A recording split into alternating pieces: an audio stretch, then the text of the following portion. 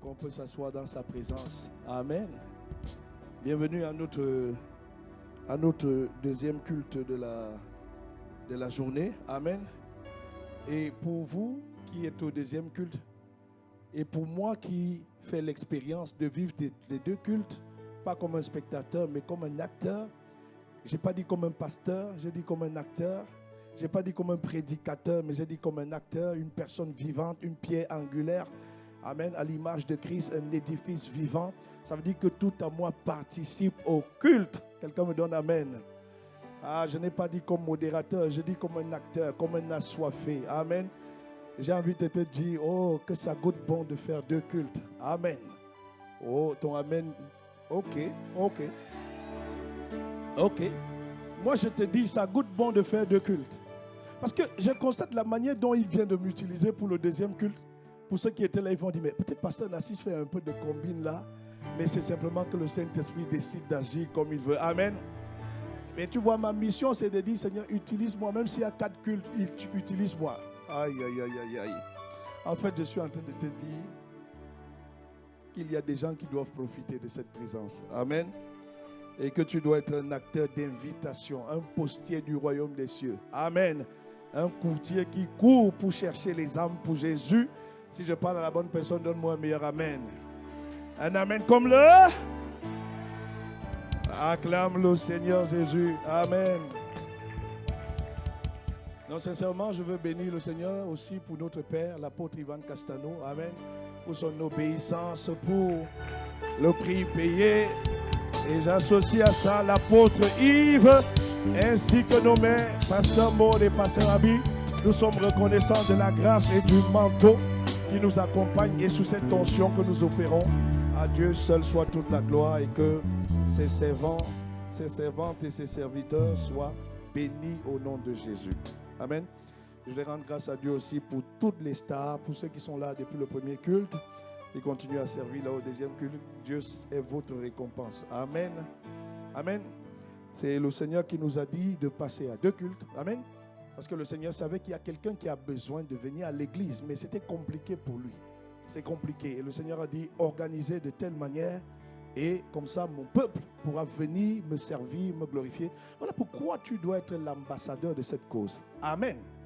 Il te revient désormais la charge de communiquer, de dire, mon frère, je connais un endroit où tu peux louer Dieu, soit à 8h30, soit à 10h45, les dimanches. Amen. On dirait que tu es d'accord avec moi. On dirait que tu es vraiment d'accord avec moi. Ton silence est un accord. On dit que qui ne parle pas consent. C'est ça? Hein? C'est la loi du silence ce matin. Alléluia. On est ensemble. Alors, sans plus tarder, j'ai la conviction d'apporter la parole à ce deuxième culte. Amen. Au premier culte, nous avons parlé, le titre du message, c'est... Qui se rappelle? Qui se rappelle? Ceux qui étaient là. Hein? Fais confiance à Dieu quand tu passes par les épreuves. Amen. Donc, pendant l'intervalle, j'ai eu d'autres pistes que nous allons aborder ensemble. Amen. Donc, au premier culte, nous avons parlé de faire confiance à Dieu quand nous passons par les épreuves. Et nous avons posé des questions qui me semblent importantes. Il faut que je vous les pose aussi les mêmes questions. Amen. Alors, ma première question, c'est qui traverse des épreuves dans sa vie en ce moment? Levez haut la main. Waouh. Très bien. Et ma deuxième question, c'est qui n'aime pas les épreuves auxquelles il fait face en ce moment? Cette épreuve-là, ça m'énerve. Lève vraiment haut la main, n'aie pas peur. Parce que tu es en train de dire épreuve. Dis avec moi, épreuve. Je ne t'aime pas. Wow. La troisième question. Qui aime en ce moment l'épreuve qu'il est en train de traverser? Toi, tu aimes l'épreuve que tu traverses. Tu aimes. Ok. Est-ce qu'on peut acclamer le Seigneur? Qui a une position neutre? Je n'aime pas, j'aime. indépendant pour moi, qui est neutre. Tu es neutre. Amen. Amen. Alors, ces trois questions me permettent, et nos trois réponses me permettent de nous dire donc, dans le monde spirituel, il n'y a pas de neutralité. Dans le monde spirituel, on ne peut pas dire je n'aime pas ou j'aime. On ne peut pas dire autant pour moi je suis neutre. On ne peut pas dire je suis indifférent. Ce n'est pas possible dans le monde spirituel. Le monde spirituel est une entité à deux options. Jésus a dit, vous ne pouvez avoir 2 maîtres à la fois. Soit vous aimerez un et vous haïrez l'autre. Il n'a pas dit, vous serez indifférent par rapport à l'un et à l'autre. Amen.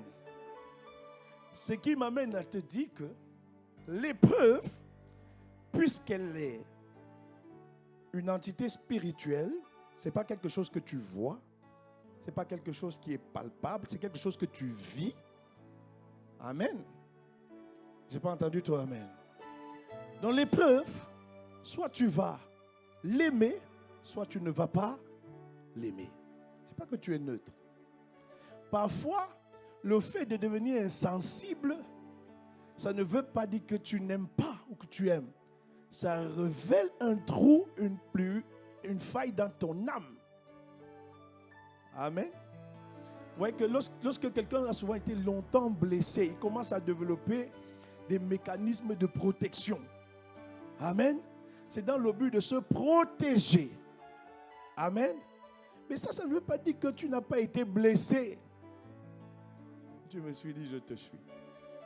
Mon point est de nous faire comprendre que l'épreuve, on ne peut pas avoir une attitude de neutralité vis-à-vis de l'épreuve. Amen. Ce n'est pas possible. Alléluia. Alléluia.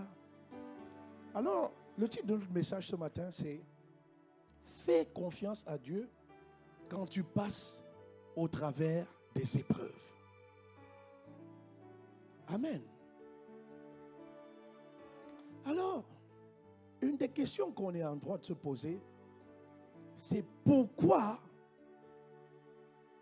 connaissons-nous des épreuves au quotidien?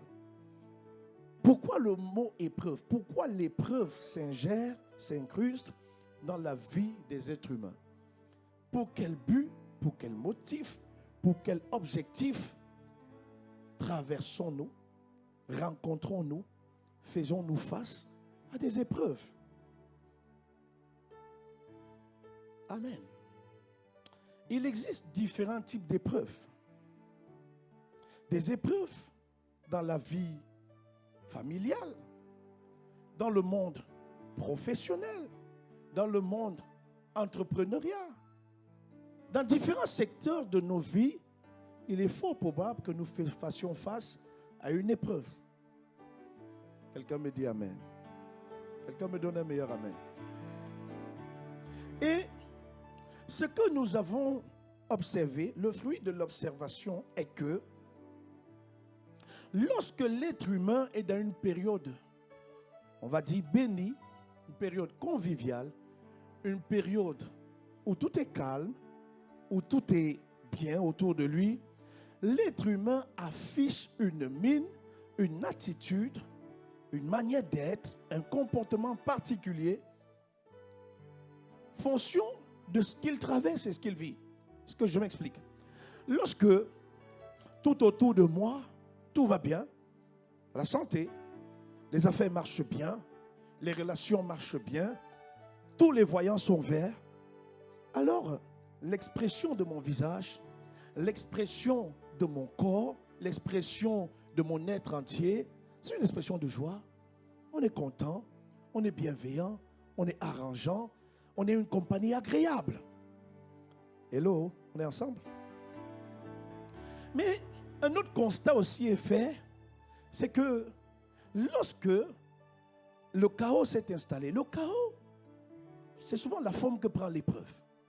Donc des difficultés arrivent dans les entreprises, le chiffre d'affaires baisse, des problèmes surviennent en entreprise. On va peut-être licencier les gens de mon département. Peut-être je suis touché. Les enfants, ça ne va pas très bien à l'école. Quoi d'autre? Au niveau du foyer, on se prend un peu la tête.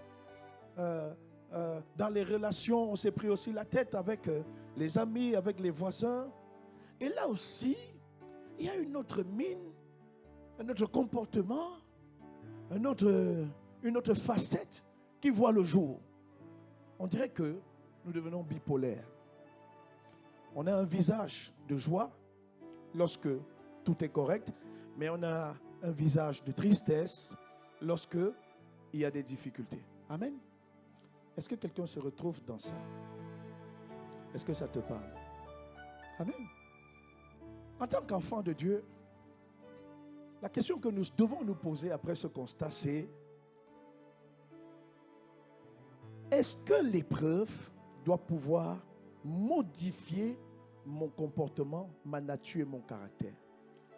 Ou mieux, le mandat de l'épreuve est-il de me faire avoir une attitude morose, une attitude lourde, une attitude où on n'est pas content, on le fait savoir.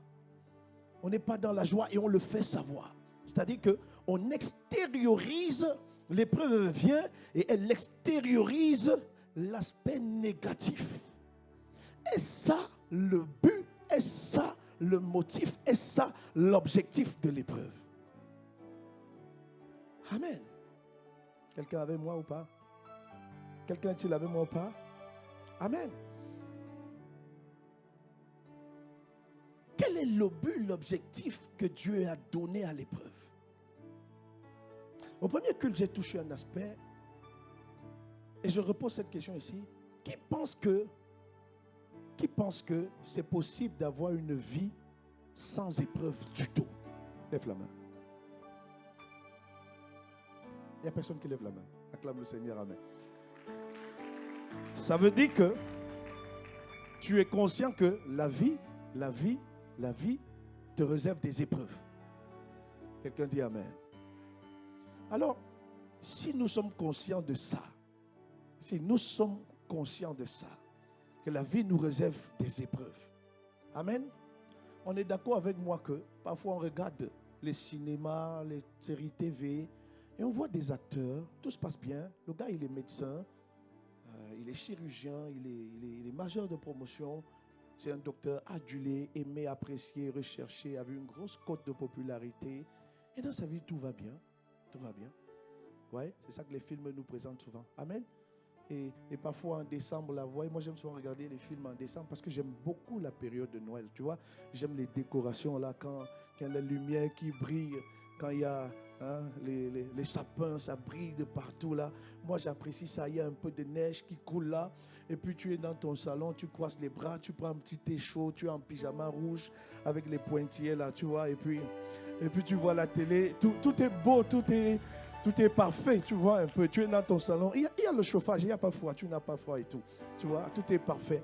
Et quand même quelqu'un sonne, bon, tu n'as pas envie de sortir, ouvrir. Tu dis, est-ce que vous pouvez aller ouvrir? Donc, tout est confortable. Amen. Et parfois, on voit ça dans les films, on se dit, c'est ça la vie.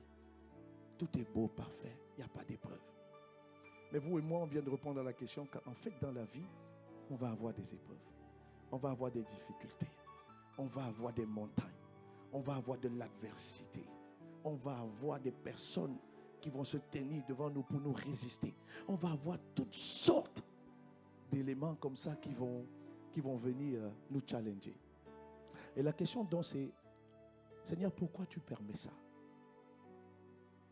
Pourquoi dans ma vie, je dois passer par les épreuves? C'est quoi en fait? Est-ce que c'est pour que je puisse démontrer un visage joyeux et en même temps néfaste?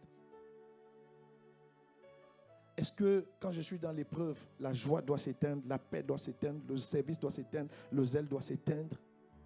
Ou alors, dans l'épreuve, qu'est-ce que je dois réellement produire? Qu'est-ce que je dois réellement manifester? Quelle est l'identité que je dois produire dans l'épreuve? Maintenant, je vous pose la question. Quand vous avez une identité, une citoyenneté, Est-ce que votre citoyenneté change quand il fait nuit et reprend une autre forme, un autre statut quand il fait jour? Hein? Si vous êtes du Congo, et vous Congolais de nuit et Ivoirien de jour? Je n'ai pas entendu. Êtes-vous Français de jour et Marocain de nuit? C'est ça? Hein? Vous êtes d'accord avec moi que de jour comme de nuit, nous gardons la même citoyenneté? On est d'accord ou pas? Donc maintenant, l'épreuve, je voudrais que tu la vois comme la nuit. Et les jours agréables, comme la lumière. Est-ce que tu trouves donc, trouvons-nous ensemble, normal d'être apeurés, effrayés, désemparés, désintéressés, non inclus dans les choses de Dieu lorsqu'on fait face à des épreuves? Pensons-nous que ça c'est normal? Amen. Qui croit que ce n'est pas normal? Amen. Qui croit que ce n'est pas normal? Alléluia. Alors le but de mon message, c'est de nous faire comprendre quelle est la volonté de Dieu concernant les épreuves. Et qu'est-ce que Dieu attend de nous réellement concernant les épreuves? Pourquoi Dieu permet-il que les hommes puissent faire face, traverser à des épreuves? Et comment Dieu voudrait-il qu'on se comporte lorsque on est dans des épreuves? La Bible va dire une chose. La Bible dit, quand tu es dans la joie, loue le Seigneur. Au jour du malheur, qu'est-ce qu'elle dit? Réfléchis. En fait, dans la Bible nous dit qu'il y a dans la vie de l'homme différents types de jours. La Bible va même jusqu'à parler des mauvais jours, des jours compliqués, des jours bizarres. Tu te lèves un matin et dès que tu ouvres la boîte aux lettres, tu as l'impression qu'il n'est pas 8 heures du matin. Tu dis ça, non, là il est 22 heures, il faut que j'aille me coucher, je suis en train de rêver. Et tu as des amendes que tu trouves. Et que tu as des lettres d'huissier, tu as toutes sortes de choses. Et parfois tu dis, non, mais je suis en train de rêver là. Tu dis aux enfants, je vais me coucher, réveillez-moi quand il est 8 heures. Les enfants te disent, papa, il est 8 heures, accompagne-nous à l'école. Tu dis, non, mais je rêve ou quoi? La Bible parle du mauvais jour. Dis avec moi, le mauvais jour. Est-ce que tu peux le dire avec vie? Amen. Est-ce que mon message te bénit? Parce que s'il ne te bénit pas, on arrête, on rentre à la maison. Mais s'il te bénit, donne-moi des acclamations comme le Seigneur. Des acclamations comme le tonnerre, autant pour moi. Pour le Seigneur. Alléluia. Amen. Dans 2 Corinthiens, le chapitre 10, le verset 4, la Bible dit, les armes avec lesquelles nous combattons ne sont pas simplement humaines. Elles tiennent leur puissance de Dieu qui les rend capables de renverser des forteresses. Oui, nous renversons les faux raisonnements. Bien-aimés, forteresses, nous avons assez parlé des forteresses. On a fait un magnifique séminaire sur les forteresses et les faux raisonnements. Nous devons comprendre une chose que nous avons dit. Les forteresses, ce sont des prisons, ce sont des châteaux, ce sont des murailles qui sont bâtis par les hommes forts. Les hommes forts, c'est encore les esprits méchants. Le plus souvent, les forteresses sont établies dans la vie d'un homme alors même que tu ne connais pas le Seigneur Jésus. Ou alors tu peux connaître le Seigneur Jésus, mais tu passes par des moments difficiles et tout. Et là, l'esprit méchant, mandaté par le diable, s'emploie à bâtir une forteresse à l'intérieur de toi. Les forteresses ne sont pas bâties à l'extérieur de l'homme. Les forteresses sont bâties à l'intérieur de l'homme. Elles sont bâties dans le système de pensée de l'homme. Et les forteresses, généralement, le moment propice, vous savez, quand on construit, surtout ici en Europe, amen, lorsqu'on construit des édifices, on a en Europe différentes saisons, différents temps. On a l'été, on a l'hiver, on a le printemps, on a l'automne. Il y a des saisons qui sont favorables à la construction des édifices. Par exemple, si on veut faire un bâtiment, l'été va être la période indiquée parce qu'il n'y a pas d'intempéries, il n'y a pas de vent, il n'y a pas de tempête. Le climat est propice. Si tu avais moi dit, je suis avec toi. De même, l'ennemi étudie la vie de l'homme pour s'employer à bâtir son royaume. L'ennemi va regarder la saison appelée le mauvais jour. L'ennemi va regarder la saison appelée l'épreuve. Et dans cette saison-là, l'ennemi va venir pour construire, édifier, bâtir une muraille appelée forteresse dans la vie des hommes et des femmes. Il va saisir l'épreuve pour appeler la forteresse du doute, pour appeler la forteresse du rejet, pour appeler la forteresse de l'incrédulité, pour apporter toute forme de forteresse là, au milieu de l'épreuve, pour un seul but, que nous, toi et moi, nous puissions maudire Dieu, rejeter Dieu, nous éloigner de Dieu, délaisser Dieu. Si tu es avec moi, dis je suis avec toi. L'ennemi cherche à profiter de cette épreuve appelée le mauvais jour. Une saison où sur le plan administratif, c'est compliqué. C'est compliqué sur le plan administratif. Tu fais des dossiers n'importe comment. Il y a des fins de non-recevoir. On te pose des fins de non-recevoir. Dans différents domaines de la vie, c'est compliqué. Là, dans cette période-là, là, dans ce moment-là, c'est là où l'ennemi, dans ce mauvais jour, dans cette épreuve, c'est là où l'ennemi vient pour bâtir son empire, pour bâtir son royaume, pour bâtir son domaine. Mais dans ta vie, il a échoué au nom puissant de Jésus. J'ai dit dans ta vie, il a échoué au nom de Jésus. Donne-moi un meilleur amen.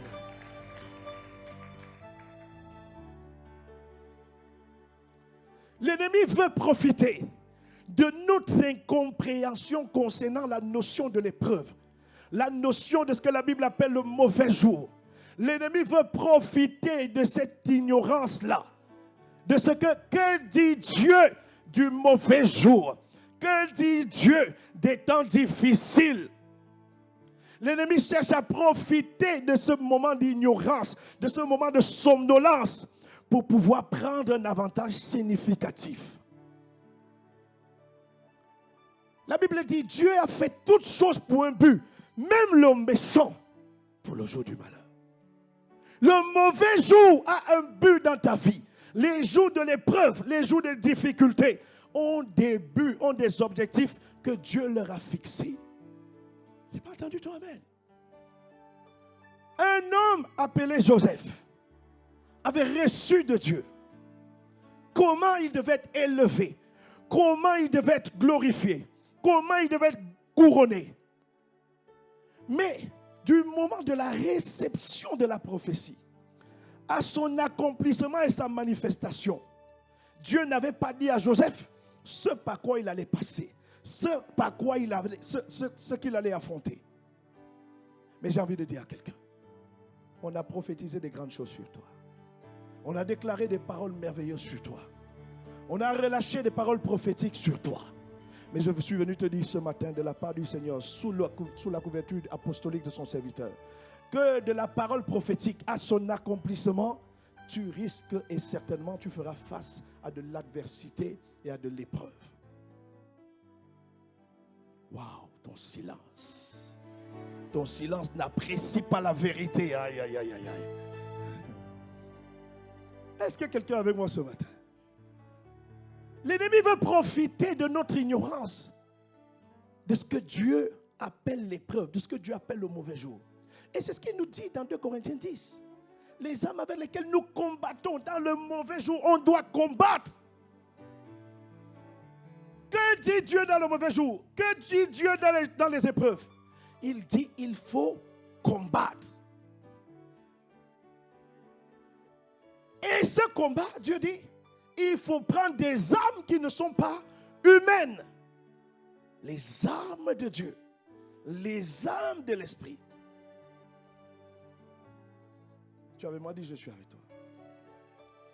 Il dit, elles les tiennent. Elles tiennent la puissance de Dieu qui les rend capables de renverser les forteresses. Les forteresses, c'est l'arme que le diable utilise contre toi et contre moi, spécialement dans les temps d'épreuve, dans les temps de difficulté, dans les temps de mauvais jours. Donc, ce que Dieu nous dit, Dieu dit dans ta vie, tout ne sera pas beau. Il y aura des moments difficiles. Mais ce à quoi je t'attends, ce dans quoi je t'attends, l'attitude que tu dois avoir, tu dois devenir un soldat. Tu dois devenir un combattant. Tu dois devenir quelqu'un qui utilise les armes de Dieu. Éphésiens 6 nous dit, c'est pourquoi endosser l'armure de Dieu que Dieu donne afin de pouvoir résister aux mauvais jours.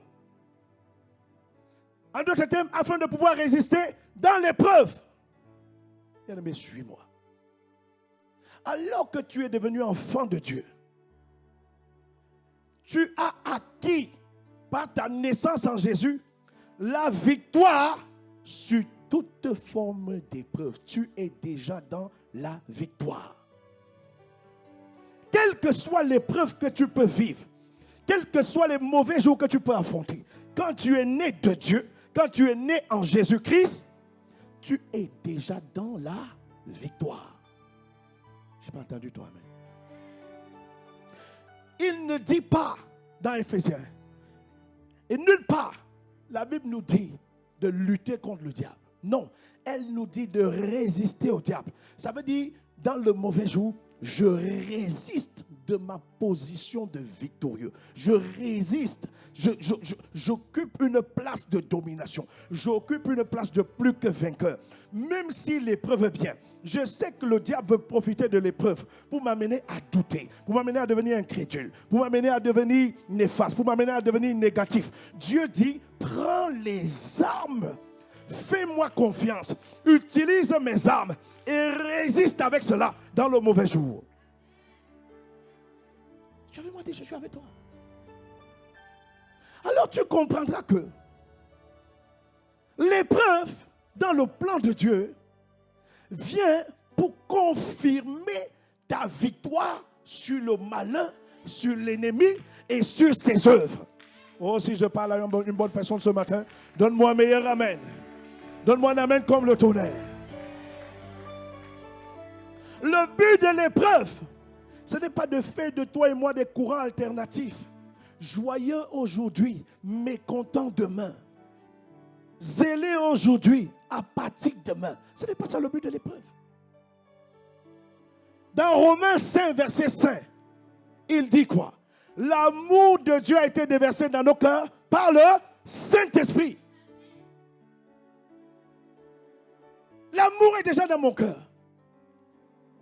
Donc si je vis une épreuve, si cette épreuve fait de moi quelqu'un qui ne témoigne plus l'amour large de Dieu, dont on parle depuis le début de l'année, l'amour pour le prochain, cet amour qui m'amène à non seulement venir à l'église, quand je viens à l'église, je décide de ne pas repartir sans avoir la communion fraternelle, sans interagir avec un frère, sans parler avec une soeur, sans prier pour quelqu'un, sans saluer quelqu'un, sans prendre les nouvelles de quelqu'un. Ça, c'est la manifestation de l'amour large. Si à cause de l'épreuve, l'amour est éteint, mon frère, connais-tu ton identité?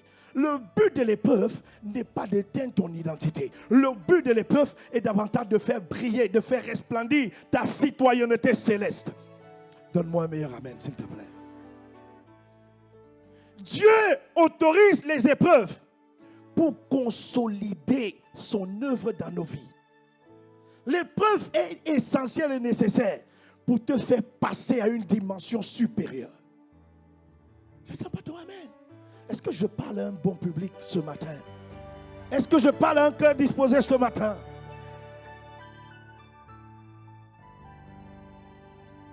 C'est ça la volonté de Dieu concernant les épreuves. Dans l'épreuve, ne cherche pas à utiliser les armes humaines. Les armes humaines, c'est les relations, les connexions humaines. Ah, je connais tel, il peut m'aider. Laisse le Saint-Esprit te guider vers une relation. Ne va pas toi-même chercher cette relation. Joseph, dans l'épreuve de la prison, a compté sur le chef des échansons. Ça n'a pas marché. Ça n'a rien produit. Ça n'a rien enfanté. Ça n'a rien généré. Ça n'a pas été efficace. Mais quand Joseph a appris que dans cette épreuve, de toutes les manières, Seigneur, tu m'avais déjà dit que je suis un homme couronné, que je suis un être royal, que je suis un être appelé à dominer, appelé à régner. Quand Joseph a compris ça, Joseph a considéré que l'épreuve ne vient pas empêcher la manifestation des desseins de Dieu. Le diable, au travers de l'incompréhension et de l'ignorance, peut court-circuiter. Mais alors que Joseph a pris conscience, J'ai regardé les idoles. Ça ne m'a pas aidé. Joseph vivait dans un environnement d'idolâtres. Joseph était entouré d'hommes et de femmes idolâtres. L'Égypte était une nation idolâtre, adonnée à l'idolâtrie, au culte du crocodile. Des gens qui célébraient le crocodile, qui vénéraient les eaux. Joseph avait cette conscience. Dans cette prison-là, tu penses que Joseph, un homme aussi intelligent, un homme aussi affûté, n'a pas regardé, ne s'est pas informé et tout et tout. Non, frère. Mais à un moment, Joseph a réalisé, non, aucun homme, même cette personnalité qui est si proche de Pharaon, je lui ai parlé de mon cas. Voici encore, je lui ai parlé, ça fait 1 an, ça fait 1 an, 8 mois, ça fait pratiquement 2 ans, rien ne s'est passé. Bien-aimé, Joseph a compris, ma confiance doit être en Dieu le Père. Ma confiance doit être en celui qui m'a appelé, qui m'a montré ce à quoi je devais devenir. Tu avais moi dit, je suis avec toi. Amen. Et dans cette prison, Joseph a commencé à recadrer sa vie, à recentrer sa vie. Dans cette épreuve, Joseph a fui la distraction. Joseph a fui les œuvres de l'ennemi. Joseph s'est détourné des ténèbres. Joseph s'est totalement retourné. Il y a eu un shift, une métanoïa dans la pensée de Joseph pour le recadrer, pour poser son regard sur Dieu et dire à Dieu, c'est à toi que je m'attends. Et quand il l'a fait, l'agenda de Dieu le concernant, Dieu a dit, ce petit est prêt. Dieu allait directement parler à la tête de l'Égypte. Quand tu lis la Bible, qui des étrangers était nommé comme autorité en Égypte? Il n'y avait personne. Les étrangers en Égypte occupaient des places de larbin. J'étais des esclaves. Dieu cherchait quelqu'un qui va lui faire confiance dans l'épreuve. Quelqu'un qui va utiliser ses armes. Et au temps de Joseph, Joseph n'avait pas les armes que toi et moi avons. Il n'avait pas la cuirasse de la justice. Il n'avait pas la ceinture de vérité. Il n'avait pas le bouclier de la foi. Il n'avait pas tout ça. Joseph avait la voix de Dieu. Uniquement Joseph avait la seule voix de Dieu qui lui a dit, voilà où je veux t'amener. Et Joseph s'est accroché à ça. Toi et moi, nous sommes plus outillés, plus équipés que Joseph. Alors explique-moi comment un homme moins équipé, moins outillé, dans l'épreuve, a réussi à braver et à devenir la personne que Dieu voulait qu'il soit. Explique-moi pourquoi toi et moi, nous devons échouer. Je décrète sur ta vie au nom de Jésus. Toi et moi, nous n'échouerons pas à cause des épreuves. Au nom puissant de Jésus, donne-moi un meilleur amen. Alléluia. Joseph, dans l'épreuve, est devenu vainqueur. Joseph a compris, bien aimé, je disais au premier culte, ce n'est pas une bonne nouvelle qui a mené Joseph hors de la prison. Non, c'est une épreuve nationale et même régionale qui a fait sortir Joseph de la prison. C'est une épreuve régionale. La famine ne devait pas que frapper l'Égypte. Toute la région où se trouvait l'Égypte était concernée par la grande famine. Voilà comment il y a eu un exode massif des populations alentour vers l'Égypte. Le rêve de Pharaon, ce n'était pas un rêve agréable. La libération de Joseph n'est pas venue d'un mandat du roi, d'un dictat du roi. Non.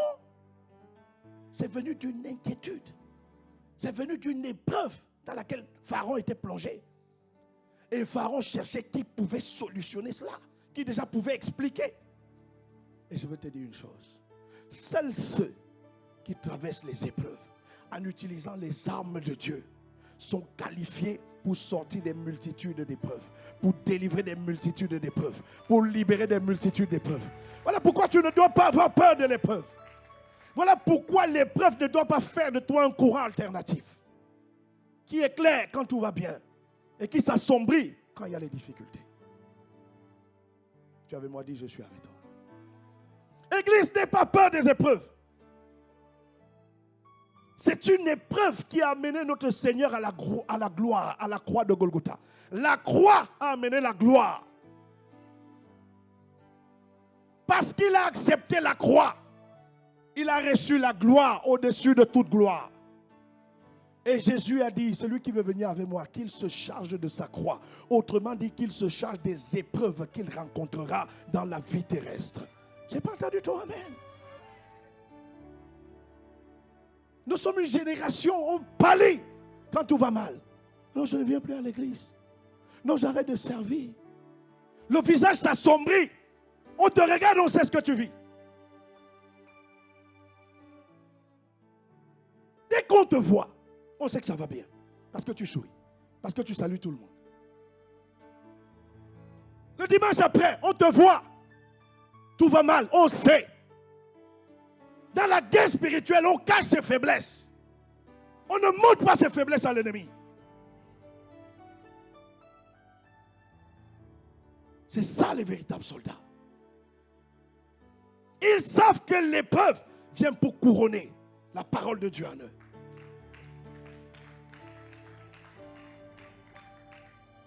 Ton meilleur allié dans l'épreuve, c'est le Saint-Esprit. Lui, il te donnera les armes de Dieu. Ce qui est une épreuve pour toi n'est peut-être pas pour quelqu'un d'autre. Alors arrête de relativiser. Tu t'enfonces davantage. Oui, mais moi, je n'ai pas d'enfant. Elle a 6 enfants. Mais est-ce que tu as vu l'enfant de Sarah? Est-ce que tu as vu comment près de 80 ans, 90 ans de vie, d'épreuves, Sarah a fait 90 ans d'épreuves, cherchant un enfant. Agar pondait les enfants comme une poule. Dès que tu salues Agar, elle accouche.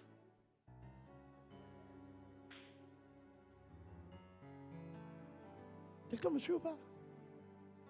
Mais pour enfanter, Sarah, c'était une épreuve. Alors qu'est-ce que Dieu voulait éprouver? Quand tu es dans l'épreuve, arrête de te comparer aux autres. Contente-toi d'utiliser les armes de Dieu. Et regarde le fils de Sarah. Regarde Isaac. Y a-t-il une comparaison? Quand on parle de Sarah, peut-on parler d'Agar? Tu as vu, moi dit, je suis avec toi.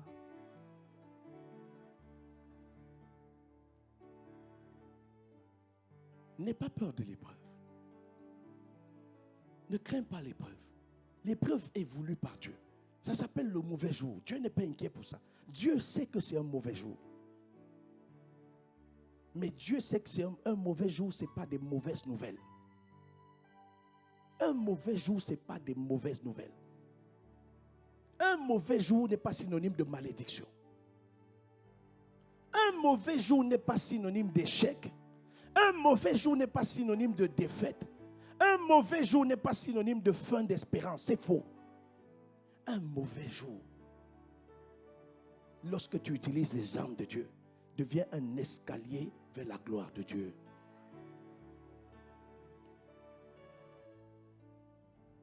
Alors, bien aimé, je conclue bientôt. Je voudrais nous dire ce matin, dans la vie, tu n'échapperas pas à des épreuves. Dieu permet des épreuves. Je n'ai pas parlé de tentation. Un autre jour, nous prendrons la différence entre la tentation et l'épreuve. L'épreuve est un événement que Dieu permet. Pas pour t'abattre, pas pour nous anéantir, pas pour nous faire fonctionner de manière alternative, mais pour que sa gloire soit visible dans nos vies. C'est pour ça qu'il dit, au milieu des ténèbres, sur toi sa gloire se lève. Ésaïe 60, verset 2. Sur toi sa gloire se lève. Les ténèbres, c'est comme les mauvais jours. Lorsqu'il y a les mauvais jours, les ténèbres, tout autour de nous a besoin d'une lumière pour rayonner. Il a dit, vous êtes la lumière du monde. Il n'a pas dit, vous êtes la lumière quand tout va bien. Donc que tout aille bien ou mal, je suis la lumière. Dans les mauvais jours, je suis la lumière. Dans l'épreuve, je suis la lumière. Alors qu'est-ce qu'il faut faire? lorsqu'on affronte des jours mauvais, il faut appliquer ce que la Bible nous dit dans Éphésiens 6, du verset 13 au verset 17. Il faut prendre toutes les armes de Dieu. Déjà pour détruire les forteresses. Parce que dans les mauvais jours, le diable va vouloir bâtir des forteresses. Le doute, le rejet, l'accusation, toutes ces choses. Ah, est-ce que Dieu m'aime? Si Dieu m'aimait, pourquoi je vis ça? Les accusations. On prend les armes de Dieu, on les rejette. Je confesse et déclare que Dieu m'aime. Je suis le fruit de son amour. La Bible dit Dieu a tant aimé le monde qu'il a donné Jésus. Seigneur, ne me laisse pas douter de toi. Quelqu'un me suit ou pas? Il dit de prendre. Et ce point-ci, il me parle depuis avec ça. Ayez à vos chaussures, à vos pieds, la disponibilité à servir la bonne nouvelle. Le diable piège plusieurs d'entre nous là, dans ce verset. Là, dans ce verset. Le diable piège plusieurs d'entre nous là, dans ce verset. On commence à démissionner. On commence à abandonner. On commence à décharger des fins de mission spirituelle. Ah non, ici, je ne suis plus là. Ne me cherchez plus parce que c'est chaud. Non, mon frère. Plutôt, il faut plutôt au contraire. Au contraire, c'est là davantage. Va évangéliser. Davantage, va distribuer des traités. Davantage, parle de Jésus. Davantage, prie. Alléluia. On dirait que tu aimes mon message ce matin. Et parce que tu aimes ce message, acclame le nom du Seigneur. Le groupe de louanges va monter. Mon frère et ma soeur, l'épreuve est un précieux allié qui t'amène vers l'accomplissement de ta destinée. Ne la crains pas. Ne crains aucune épreuve. Utilise les armes de Dieu. Fais confiance à Dieu. Il a dit, lorsque tu traverseras la vallée de l'ombre de la mort, tu vois, c'est les mauvais jours.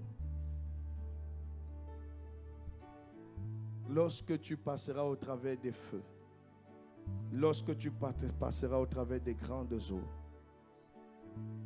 quand je passerai à travers les grandes eaux,